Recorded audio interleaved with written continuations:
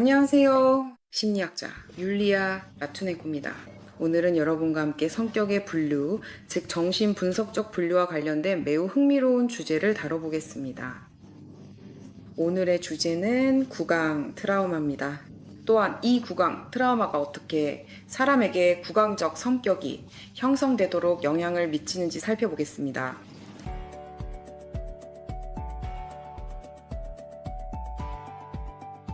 아직 제 채널을 구독하지 않으셨다면 꼭 구독해주세요. 그리고 이 영상에 좋아요도 눌러주세요. 이것이 제 채널이 더 빠르게 성장하고 더 많은 분들에게 도움이 되는데 큰 힘이 됩니다. 구강 트라우마. 구강 트라우마라 사람의 성격에 영향을 미치고, 즉 특정한 구강적 성격 특성을 형성하는 트라우마를 말합니다. 구강적 성격은 어머니와의 애착 관계가 약하게 형성되어 아이에게 반복적으로 버려짐과 소외감을 느끼게 할 때 이러한 경우에 형성됩니다. 이 트라우마의 결과로는 버려짐과 소외에 대한 두려움, 다른 사람에게 집착하려는 경향, 그리고 스스로를 돌보는 능력이 매우 약하면서도 정말로 도움이 필요할 때조차 도움을 요청하지 않으려는 태도가 있습니다. 또한 타인에 대한 과도한 돌봄 성향도 나타납니다. 이런 사람은 다른 사람들에게 최대한의 관심과 사랑을 보여주면서도 정작 자신을 돌보는 것은 잊어버립니다. 이런 사람은 자신을 사랑하지 않습니다. 마치 다른 사람을 사랑함으로써 자신이 받고 싶은 사랑을 얻으려는 것처럼 행동합니다. 이것이 바로 이른바 프로플렉시아 메커니즘으로 우리가 다른 사람들에게 해주는 행동이 사실은 그들로부터 받고 싶어하는 것일 때 나타납니다. 즉, 우리가 사랑이 정말로 필요할 때 우리는 그것을 달라고 요청하지도 말하지도 않고 오히려 결핍된 상태에서 그 사랑을 주기 시작합니다. 그러면서도 속으로는 사람들이 우리에게도 똑같이 대해주기를 바라고 희망을 품게 됩니다. 이렇게 구강적 성격이나 구강적 트라우마를 가진 사람들의 이야기에는 종종 버려짐, 이나 어머니와의 애착 형성이 제대로 이루어지지 않은 에피소드들이 등장합니다. 또는 이 사람을 돌보는 이들이 그런 경우도 있습니다. 보호자나 어머니가 우울증을 앓거나 회피형 애착 유형을 가진 경우가 매우 흔합니다. 즉, 이런 어머니들은 아이의 필요에 민감하지 않고 아이가 울거나 어머니의 따뜻함을 원할 때에도 자주 가볍게 아이를 내버려 둡니다. 혹은 단순히 아이가 관심이 필요할 때, 예를 들어 먹이를 주거나 물을 마시게 하거나 기저귀를 갈아줘야 할 때도 그렇습니다. 엄마는 이런 상황에 매우 둔감하게 반응하며 아이가 오랫동안 울고 슬퍼하도록 내버려 둡니다. 이런 엄마들은 아이를 아주 일찍, 예를 들어 1살 또는 그 무렵에 어린이집에 맡기는 경우가 많습니다.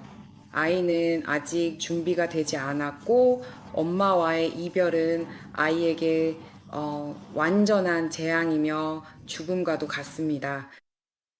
구강기 아이, 즉 구강적 성격을 가진 아이의 부모들은 대개 자신들도 이런 성격 구조를 가지고 있는 경우가 많습니다.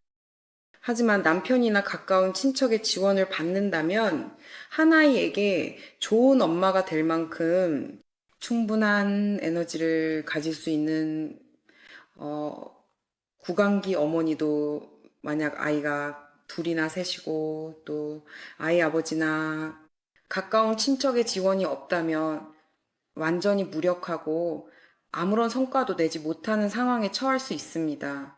이것은 아이를 혼자 키우는, 즉 한부모인 어머니에게도 마찬가지로 해당됩니다. 구강기 트라우마는 아이가 모유 수유를 받는 시기에 겪는 버림받음과 정서적 고립의 트라우마와 관련이 있습니다. 바로 이 시기, 즉 아이가 엄마의 가슴 가까이에 있기를 필요로 하고 아직 엄마의 젖을 먹고 있는 시기에 이러한 문제가 발생합니다. 아이는 엄마의 소외감, 차가움, 그리고 엄마가 함께하지 않는다는 트라우마를 느끼게 됩니다. 이런 엄마는 우리가 흔히 말하는 헬리콥터 맘처럼 과잉보호를 할 수도 있습니다.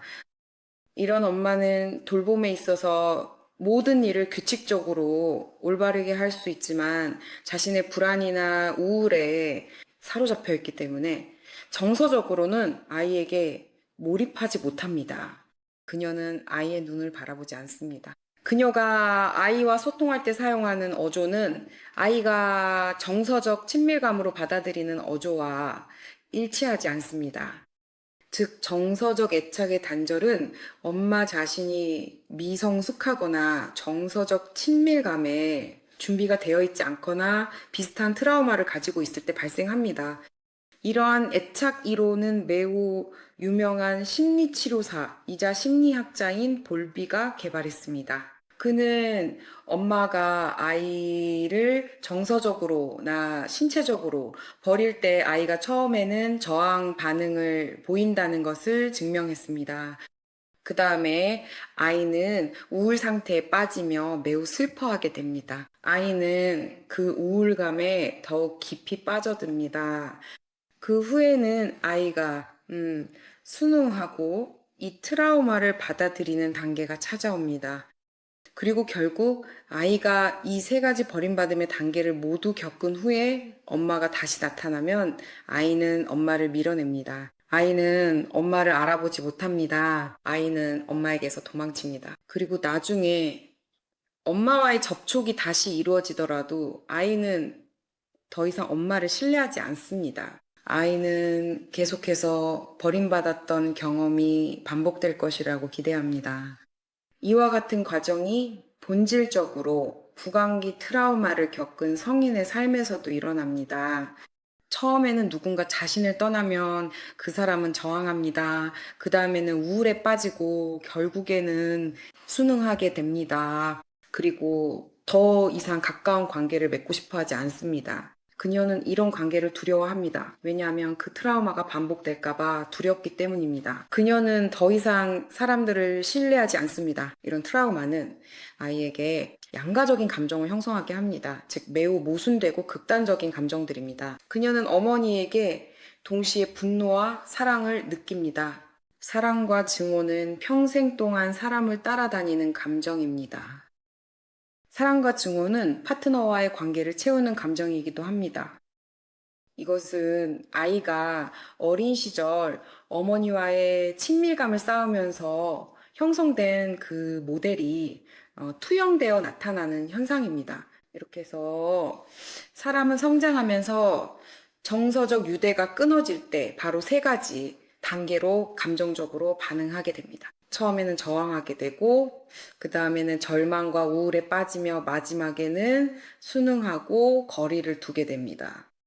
만성적인 절망과 저항 속에서 사는 것은 너무나 고통스럽습니다. 이제 우리는 이 구강적 성격이 실제로 어떤 것인지 함께 살펴보겠습니다. 하지만 제 채널을 구독하고 이 영상에 좋아요를 눌러주시는 것이 매우 중요하다는 점을 다시 한번 상기시켜 드립니다. 그리고 여러분 자신에게 구강적 성격의 특징이 있는지 댓글로 꼭 남겨주세요. 또한 어머니가 여러분을 모유로 키우던 그 시기에 어떤 일이나 사건이 있었는지도 알고 계신가요? 이 이야기는 태어나는 순간부터 시작됩니다. 아기에게 엄마는 온 세상과도 같습니다. 아기는 아직 세상이 엄마만으로 이루어져 있지 않다는 것을 모르고 심지어 엄마의 몸이 자신의 몸의 연장선이라고 생각할 수도 있습니다. 아기에게 엄마란 실제로 자신과 완전히 그리고 전적으로 연결되어 있는 존재이며 자신의 감정 세계와 신체 세계와도 하나로 이어져 있습니다. 하지만 아주 자주 그 낙원은 잃어버린 곳이 되고 맙니다. 엄마가 곁에 없게 되는 것이죠. 엄마는 아이에게 꼭 필요한 신체적 접촉과 정서적 친밀감을 빼앗아 버립니다. 아이가 정말로 엄마를 필요로 하는 바로 그 순간에 엄마는 곁에 없습니다.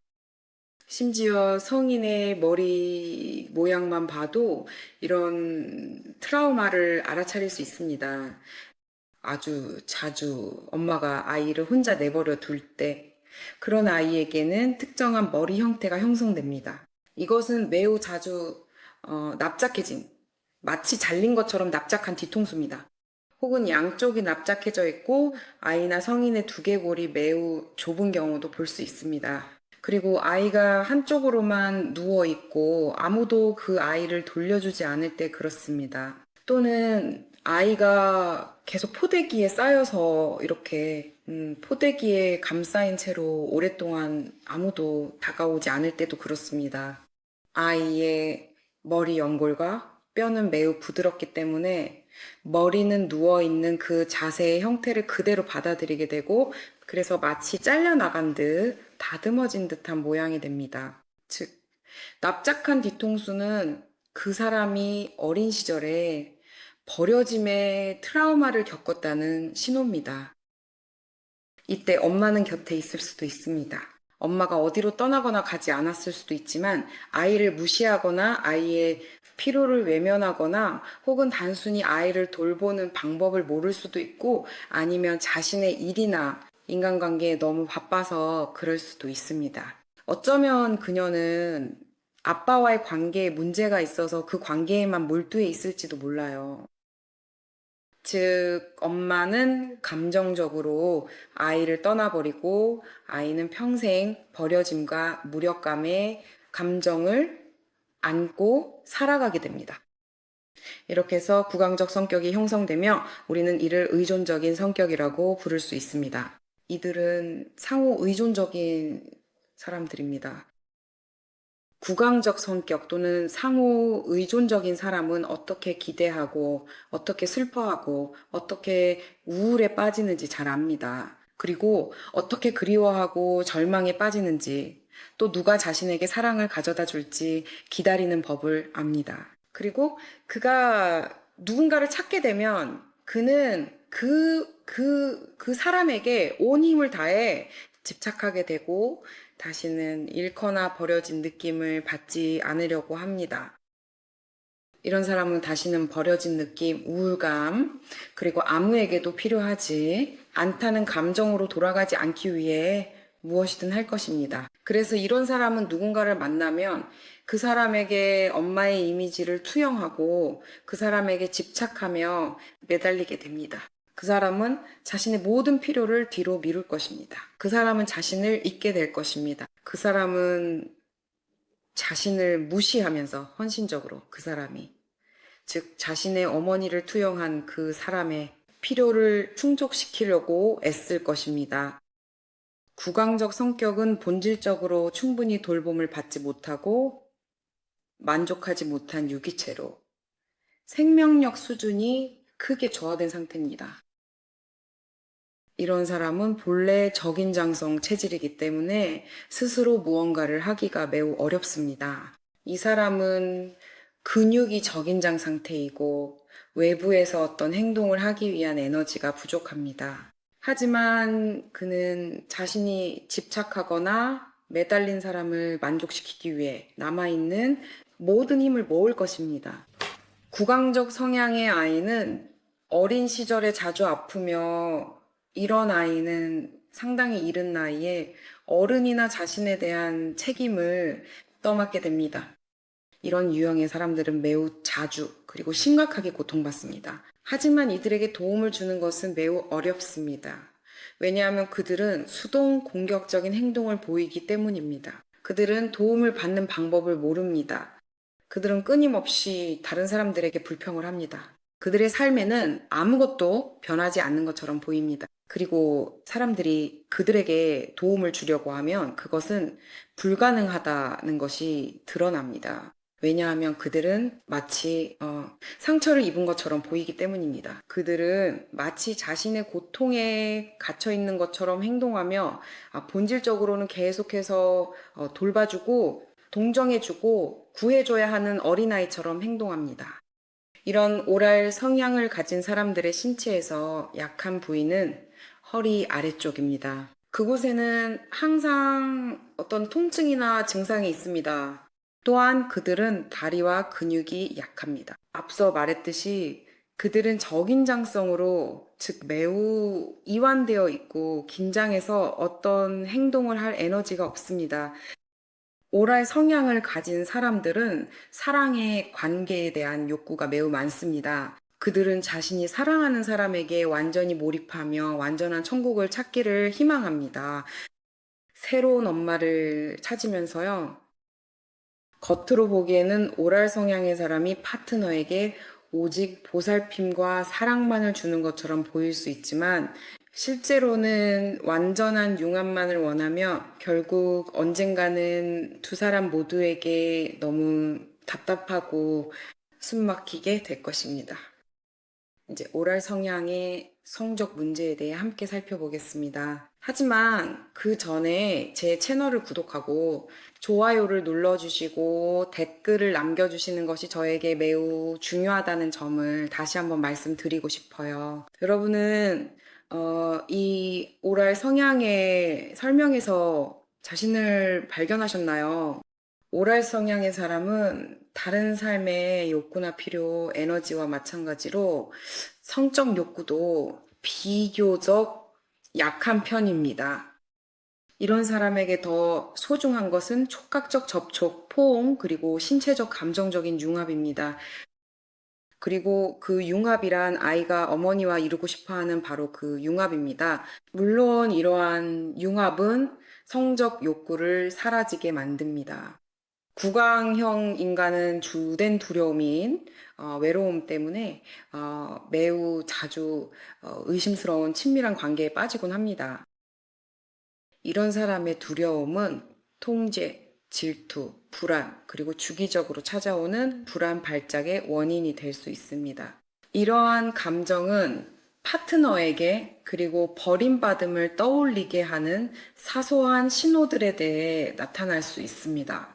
그리고 이런 사람들은 종종 어떤 신호를 자신을 버리려는 시도로 해석하면서 오히려 스스로가 냉정하게 상대를 떠나는 사람이 되기도 합니다. 이런 순간을 미리 막고 자신이 버림받았다는 감정, 어린 시절의 무력감, 외로움에 대한 두려움을 느끼지 않기 위해 그들은 종종 자신의 파트너를 먼저 떠나버려 관계가 발전할 기회조차 주지 않습니다. 9강. 트라우마는 어떻게 치료할 수 있을까요? 물론 이 트라우마는 아주 어린 시절과 관련이 있습니다. 그래서 전문 심리학자로서 저의 권고는 아동기 트라우마를 다루는 심리학자와 함께 심리 치료를 받으라는 것 외에는 달리 드릴 말씀이 없습니다. 이 경험을 인식하고 긍정적인 경험으로 바꾸고 재해석할 수 있는 다른 방법은 저는 보지 못했습니다.